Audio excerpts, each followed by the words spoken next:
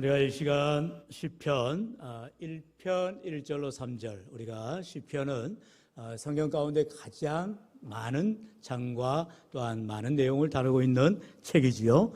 무려 150편이나 되어 있습니다. 그 가운데에 이 시편의 내용 가운데 이제 1편이 시작될 때 복 있는 사람으로 시작되고 있다는 것을 우리가 주의해야 된다는 것입니다. 왜냐하면 하나님께서 그 많은 성경의 말씀 가운데 시편의 150편에 되는 말씀의 함축적인 내용의 핵심이 바로 복 있는 사람이라는 것입니다. 할렐루야.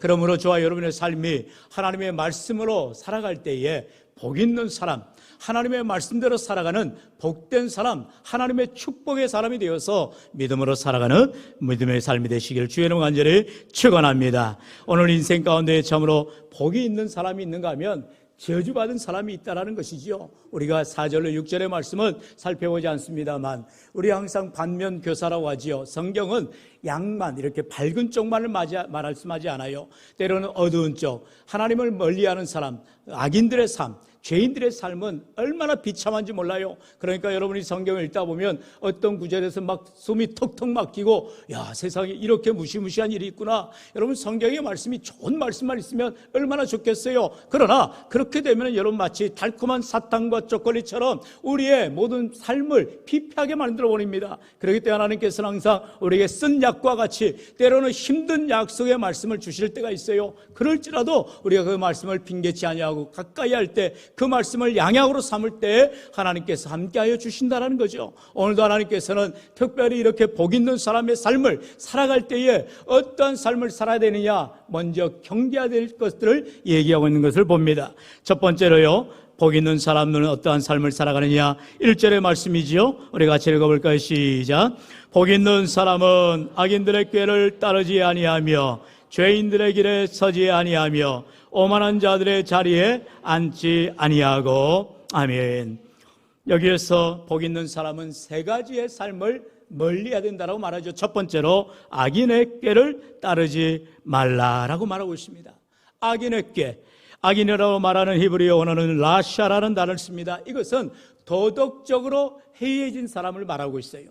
그러니까 이러한 영적 감수성이 떨어지는, 영적 분별력이 떨어진 사람이죠. 죄를 보고도 죄인지를 모르는 이러한 도덕적으로 해이해진 사람, 하나님 앞에 영적으로 민감한 사람이 되어야 되는데 그만 둔감해져 버리는, 죄가 뭔지도 모르겠고 세상에 어떤 변별력도 없이 살아가는 인생들을 말하고 있어요. 그런데 그들의 꾀, 그들의 생각들이 얼마나 사악한 것이냐라는 거죠. 여러분, 악한 생각을 하는 사람들은 악한 삶을 살게 되어 있어요. 왜냐하면 그 생각이 그 사람을 지배하기 때문인 것입니다. 오늘도 우리의 삶 가운데에 세상의 악한 꾀, 악한 생각을 내려놓고 선한 생각, 선하신 하나님의 뜻 가운데 순종하며 나아갈 줄로 믿습니다. 여러분, 악한 생각은 가지지 말라게도 저절로 갖게 돼 있어요. 여러분, 그러나 선한 생각, 선하신 하나님의 뜻을 따르는 것은 노력하지 않으면, 애쓰지 않으면 안 되는 것입니다. 왜요? 우리는 본시 악하기 때문에요. 그렇기 때문에 우리의 본래의 성향과 다르기 때문에 우리가 저절로 선하게 살아갈 수는 없다라는 것입니다. 그래서 성경은 복 있는 사람은 악인들의 꾀를 따르지 않는다라는 것입니다. 세상의 풍조에 따라서 흘러가는 인생, 악한 생각, 그러한 세상적인 생각을 우리는 버려야 된다라는 것이죠. 그래서 언제나 하나님께서는 우리의 마음의 생각을 잘 가져야 된다라고 말씀하고 있는 것을 봅니다. 두 번째로는요, 죄인들의 길에 서지 말라라는 것입니다. 죄인들, 여기서 말하는 죄라는 것은 내가 무슨 남의 것을 훔쳤다거나 남을 때렸다거나 살인했다거나 그런 죄를 말하는 게 아니죠. 하나님의 뜻을 벗어나는 게 죄라는 것입니다. 하나님이 하라는 대로 순종해야 되는데 불순종하는 게 죄라는 것이죠. 우리는 무엇이 다 불순종한 사람들이에요. 하나님의 뜻대로 살기는커녕 내 뜻대로, 내 원하는 대로 살아가는 죄인의 삶이었다는 것입니다. 그러나 하나님께서 이 모든 죄를 벗어나도록 우리에게 은혜를 부어주시는 것입니다. 바로 복되신 하나님, 우리 하나님의 뜻 가운데 살아가는 인생들은 죄의 뜻을, 죄의 길에 서는 삶이 아니라 하나님의 뜻하신 대로 믿음의 길에 서야 할 줄로 믿습니다. 마지막 세 번째로는요, 오만한 자들의 자리에 앉지 말라라는 것입니다. 여기서 오만한 자들은요, 히브리 언어로 르츠라는 단어를 사용하는데 이것은 교만하다라는 말과 같아요. 그러니까 오만한 자라는 것은 교만한 자를 말하는 것이죠. 하나님은 겸손한 자를 사랑하시고 교만한 자를 미워하시고 멀리하신다고 말씀하세요. 잠언 16장 5절에 보면 무릇 마음이 교만한 자를 여호와께서 미워하시나니 말씀하고 있어요. 하나님이 미워하신 자가 누구냐? 바로 교만한 자, 오만한 자를 말하는 것입니다. 하나님보다 더 자신을 귀히 여기는 삶, 하나님을 업신여기는 그러한 죄악된 삶을 오만한 자의 모습이라 말하지요. 그래서 그러한 자의 자리에 앉지 말라라는 거예요. 내가 최고이냐, 나밖에 없는 것처럼 살아가는 인생들이 바로 교만한 인생이요, 오만한 인생이라는 것입니다. 그래야 하나님께서는 오만한 자의 자리에 앉지 말라라는 것은 우리의 삶의 행동을 주의하라는 것이죠. 언제나 우리는 스스로를 높이길 원하고요, 그리고 자기의 우월감에 빠져서 때로는 남보다 내가 낫다라는 그러한 착각 속에 살아가는 사람들이 너무나 많아요. 그렇기 때문에 세상 사람들은 자기가 무엇을 소유하였느냐, 내가 돈을 얼마나 가졌느냐, 내가 몇 평짜리 집을 사느냐, 내가 얼마나 큰 차를 타고 다니냐, 그거 가지고 헛세 부리기를 좋아하더라는 것입니다. 여러분, 전혀 그리스도인은 그와 삶이 완전히 다르다는 거죠. 왜요? 하나님께서 멀리하라는 거예요. 악인에게, 그리고 죄인의 길에, 오만한 자의 자리에 앉지도 말고 그것을 가까이 하지도 말라는 것입니다. 그게 복 있는 사람들의 삶이라는 것이죠. 다시 말하면 믿음의 삶을 오늘 우리에게 이와 같이 경고의 말씀으로 하고 계시는 것입니다. 우리는 그러므로 복된 인생을 살기 위해서, 하나님 앞에 믿음의 삶을 살기 위해서 악인들의 꾀를 따르지 않고 죄인들의 길을 서지 아니하고 오만한 자리에 앉지 않도록 어떠한 삶을 살아야 되느냐, 우리 하나님께서 친절하게도 방법을 알려주고 계세요. 바로 두 번째로 주야로 묵상하는 삶을 살아가라 말씀하고 있지요. 우리 2절 말씀 같이 읽어볼까요? 시작.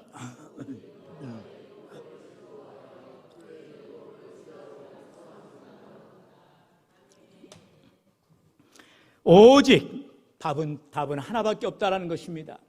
이 세상의 죄악된 가운데서 우리를 구별되게 하시고 하나님의 사람들로 살아가게 하는 것은 오직 한 가지, 바로 하나님의 율법을 즐거워하는 삶을 살아가라는 것입니다. 하나님의 말씀을 즐거워하는 삶, 하나님의 말씀을 과연 내가 즐거워하느냐? 여기서 즐거워한다는 표현은 무엇을 말할까요? 바로 말씀을 읽을 때에 기쁨이 넘치는 삶이냐라는 것입니다. 그러한 삶을 하나님께서 복되다라고 말씀하세요. 시편 112편 1절은 그렇게 말씀하지요. 할렐루야, 여호와를 경외하며 그의 계명을 크게 즐거워하는 자는 복이 있도다. 아멘. 한번 말씀 따라할까요? 그의 계명을 크게 즐거워하는 자는 복이 있도다. 복이 있도다. 할렐루야. 여러분, 복이 어디에 있다라고요? 하나님의 말씀에 있다라는 것입니다. 말씀을 읽을 때에, 그 말씀을 들을 때에, 그 말씀을 묵상할 때에, 그 말씀대로 살아갈 때에 복이 있다라고 성경은 말씀하고 있어요. 여러분, 우리가 이 시간 하나님의 말씀을 정말로 즐거워할 수 있는 삶, 그 말씀이 복된 삶이 되도록 우리가 힘쓰고 애쓰는 우리의 삶이 되어야 할 줄로 믿습니다. 그것을 구체적으로 성경은 말씀하죠. 바로 하나님의 말씀을 주야로 묵상하라는 것입니다. 여러분, 하나님의 말씀을 주야로 묵상한다는 것, 묵상이라는 표현을요, 성경은 구체적으로 말합니다. 바로 시편 119편 97절의 말씀이지요. 우리 같이 읽어봅시다. 시작. 내가 주의 법을 어찌 그리 사랑하는지요, 내가 그것을 종일 작은 소리로 읊조리나이다. 아멘. 종일 작은 소리로 읊조리나이다. 우리가 묵상한다는 것이 입을 꽉 다물고 있는 게 아니에요. 여러분, 우리가 보통 예배를 시작할 때, 묵도함으로 나간다 할 때 아무 소리 내지 말고 기도하라는 소리가 아니에요. 묵상기도, 하나님의 말씀을 조근조근 읽으면서 기도하는 거예요.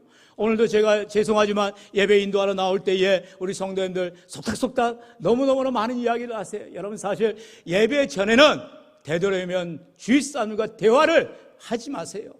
하나님의 말씀을 읽든지 기도하든지 은혜를 사모하며 나아가야 하는 것입니다. 방해되는 일들을 하지 마세요. 하나님보다 우선하는 게 어디가 있어요? 여러분, 예배가 최고라고 여기시면서 예배보다 우선하는 것들이 무엇이 있나요? 여러분, 하나님을 사모하시고 말씀을 가까이 하시고 오늘 볼 찬양을, 오늘 볼 말씀을 살펴보시며 예배를 준비하세요. 그게 하나님의 은혜를 사모하는 자들인 것입니다. 예배 후에 교제하시라는 거예요. 식사 교제를 하든 차 교제를 하든 밖에서 요즘 날씨가 따뜻해지니까 함께 대화를 나누시는데 마음껏 하실 수 있잖아요. 굳이 예배 전에 왜 모임을 가지시고 이야기 나누시고 또 소란을 피우고 그러십니까? 그러지 마세요. 여러분, 가능하면 항상 교회가 가장 좋은 모습이 예배 전의 모습이 돼야 되는 것입니다. 여러분, 그러므로 물론 우리 찬양 인도하는 좋은 사람이 꼭 시간에 맞춰서 나오지만 그전에도 마음 다해서 찬양할 수 있지요. 여러분, 이와 같이 하나님의 말씀을 묵상하는 삶이 우리 하나님이 가장 기뻐하시는 삶이요 하나님께 영광 돌리는 귀한 삶인 줄로 믿습니다. 여러분, 올 한 해 우리가 특별히 목표를 세웠잖아요. 바로 하나님의 말씀을 더 가까이 하는 교회와 성도와 가정이 되기로 우리가 결단하며 표를 삼으며 나가고 있어요. 여러분, 날마다 하나님의 말씀을 가까이 하시는 삶, 읽고 듣고 묵상하고 하나님의 말씀을 쓰기도 하고 그 말씀을 지켜 행하러 애를 쓰는 삶이 하나님의 말씀을 더 가까이 하는 삶인 것입니다. 여러분, 우리가 신앙생활을 수십 년 하는데 자랑할 것 없어요. 여러분, 평생에 성경 한 번 못 읽을 사람이 태반입니다. 그건 자랑할 일도 아니죠. 여러분, 그러므로 올 한 해 최소한도 성경 1년 1도 갈 수 있도록 결단하시고, 여러분, 3월이 다 가지 않았어요. 아직 새해가 이제 곧 이제 4월부터 이제 봄이 시작되어지는데, 여러분, 새봄을 맞이하는 마음으로 새로운 각오를 가지시고 다시금 하나님의 말씀 앞에 서시고 결단하시고 노력하시고 한 해가 마칠 때에 정말로 내가 성경을 창세기부터 요한계시록까지 1년 1도가 있느라 당당하게 하나님 앞에 고백할 수 있는 그런 믿음의 삶이 되기를 축원합니다. 여러분, 우리가 한 발자국 한 발자국이에요.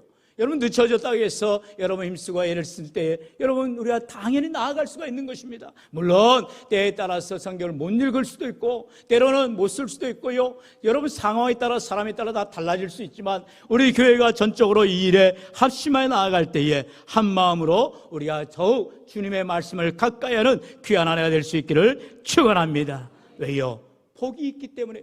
그 말씀을 가까이 할 때에, 말씀을 가까이 하는 자가 복이 있다라고 하나님이 분명히 말씀하고 있잖아요. 하나님의 말씀을 읽을 때에, 그 말씀을 들을 때에, 그 말씀을 묵상하고 지킬 때에 복이 있다라고 성경은 우리에게 분명히 말씀하고 있어요. 그러므로 우리가 이 땅 가운데에서 참으로 하나님이 주시는 놀라운 복을 사모하는 복 있는 사람, 복된 삶이 되기를 주의 이름으로 간절히 축원합니다. 이제 이와 같은 하나님이 복 주시는 사람, 복 있는 사람은 어떤 삶이 되느냐? 바로 모든 일이 다 형통한 삶이 되어진다 말씀하고 있습니다. 우리 본문 3절 같이요, 시작.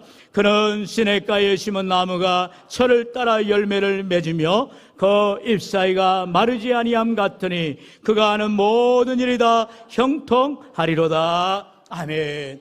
우리가 지난주에 예레미야 17장의 말씀을 배우면서 이와 똑같은 말씀을 배웠습니다. 하나님을 의지하는 사람, 하나님을 의뢰하는 사람, 하나님만을 붙들고 믿음으로 살아가는 사람이 바로 이와 같이 뿌리를 강변에 뻗친 삶으로 물가에 심은 기운 나무와 같은 복된 인생이 된다라고 우리가 말씀을 배웠지요. 우리 예레미야 17장 7절로 8절의 말씀 우리 다시 한번 같이 읽어볼까요? 시작. 그러나 무릇 여호와를 의지하며 여호와를 의뢰하는 그 사람은 복을 받을 것이라.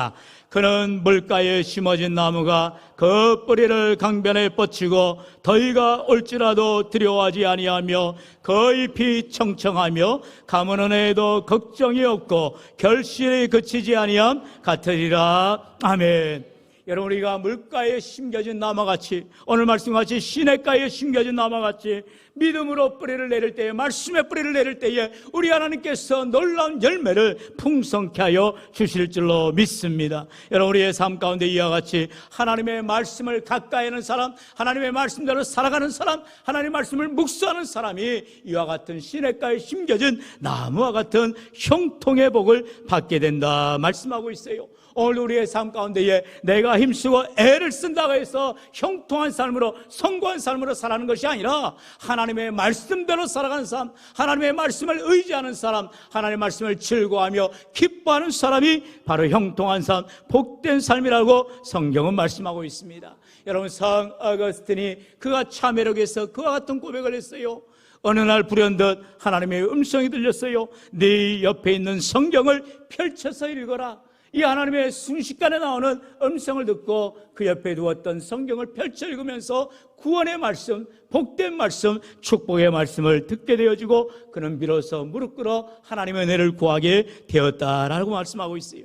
여러분, 우리 기독교는요, 바로 말씀의 종교입니다. 하나님의 생명의 말씀, 진리의 말씀을 우리가 믿기 때문에 우리는 흔들림이 없는 것입니다. 세상의 교주의 말을 듣는 게 아니에요. 세상의 이론을 따른 자들이 아니에요. 과학적 추론을 따른 자들이 아니에요. 우리는 하나님의 변함없는 진리의 말씀을 붙들고 그 말씀대로 살아가는 자들이기 때문에 복된 인생이 되는 줄로 믿습니다. 여호수아 1장 8절은요, 모세가 죽고 난 이후에 여호수아가 참으로 두려운 마음 가운데에 이 백성들을 어떻게 인도하고 지도할 것인가 두려워할 때에 하나님이 주시는 말씀이었죠. 우리 8절 말씀 같이 읽어봅시다. 시작.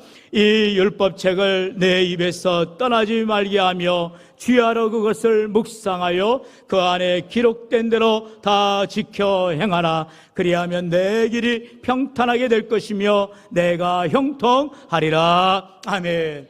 여러분, 여호수아가 이제 자기가 따르던 지도자 모세가 죽었을 때에 누구를 따를 것인가, 누구를 의지할 것인가, 어떠한 지혜를 구할 것인가, 이렇게 두려워할 때 하나님은 다른 것 말씀하지 않으세요. 사람 따를 것 아니고 세상 지혜 따를 것 아니고 하나님의 말씀을 묵상하고 그 말씀들을 지켜 행하라는 거예요. 그러면 내가 너희를 평탄하게 형통하도록 축복의 길로 인도하리겠다, 우리 주님 말씀하다라는 것입니다. 오늘 우리 인생에 어떤 문제라도 하나님 말씀에는 정답이 있어요.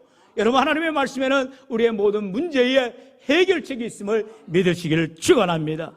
여러분, 걱정과 근심 가운데, 낙심 가운데 있는 자들은 주의 말씀으로 위로를 받으시고요, 여러 가지 질병과 고통과 어려움 가운데 있는 자들 하나님의 말씀으로 위로함과 회복을 받으시고요, 우리의 삶의 문제들로 내어 앞뒤 분간하지 못하며 허덕일 때에 우리의 길이요 진리요 생명 되시는 주의 말씀이 내 인생길을 밝히 인도하여 주실 줄로 믿습니다. 여러분, 그러므로 하나님께서는 오늘 이 시편 1편의 말씀을 통하여서 복 있는 사람의 길을 어떻게 결론으로 말씀합니까? 바로 6절의 말씀이지요. 우리 6절 말씀 다 같이 읽습니다. 시작. 무릇 의인들의 길은 여호와께서 인정하시나 악인들의 길은 망하리로다. 아멘.